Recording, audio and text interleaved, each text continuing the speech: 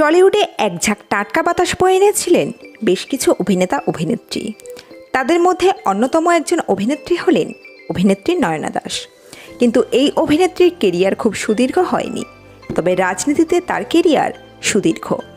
বন্ধুরা, আজকের এই পর্বে আমরা আপনাদের সামনে তুলে ধরব হারিয়ে যাওয়া অভিনেত্রী নয়না দাসের জীবন কাহিনী। তো বন্ধুরা, অবশ্যই পর্বটি শেষ পর্যন্ত দেখবেন। চ্যানেলে নতুন থাকলে অবশ্যই চ্যানেলটিকে সাবস্ক্রাইব করে পাশে রাখা নোটিফিকেশন আইকনটি অল করে রাখবেন।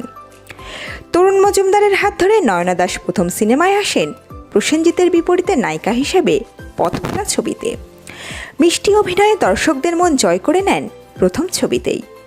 এরপর সহনায়িকা হিসেবে আমার তুমি, নয়নমণি, তুফান পরপর সব সুপারহিট ছবি।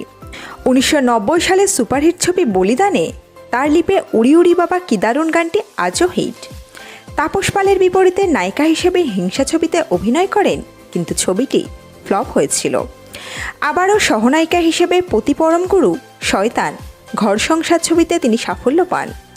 এরপর আবার নায়িকা হিসেবে তাপস পালের বিপরীতে অভিনয় করেন সিঁথির সিঁদুর ছবিতে, কিন্তু এই ছবিটিও ফ্লপ। এরপর নায়িকা হিসেবে না পেলেও তাকে সহনায়িকা হিসেবে মাতৃভূমি, বাংলার বধূ ছবিতে দেখা যায়। বেশ কিছুদিন বিরতির পর তিনি চরিত্রাভিনেত্রী হিসেবে সিনেমাতে কামব্যাক করেন। পরপর কাজ করেন দেশ, জিহাদ, আলো, স্বপ্নে দেখা রাজকন্যা, রাজাবাবু, পিতৃভূমি ছবিতে। এখন আর তাকে সিনেমাতে দেখা যায় না, রাজনীতিতে ব্যস্ত থাকেন তিনি। তরুণ মজুমদারের ছবিতে প্রথম অভিনয় করে সাফল্য পেয়েও নায়িকা দৌড়ে তিনি হারিয়ে গিয়েছেন। বর্তমানে কিন্তু এই অভিনেত্রীর পরিচয় আর নয়না দাস নেই। বর্তমানে তিনি নয়না ব্যানার্জি, এবং অভিনেত্রীর সাথে সাথে তার নতুন একটি পরিচয়, তিনি এখন একজন রাজনীতিবিদ। তার স্বামীও একজন বড় রাজনীতিবিদ। তার স্বামীর নাম সুদীপ বন্দ্যোপাধ্যায়। স্বামীর জেল খাটার দিনগুলিতেও তিনি স্বামীর পাশে ছিলেন, পালন করেছিলেন নিজের পত্নী ধর্ম।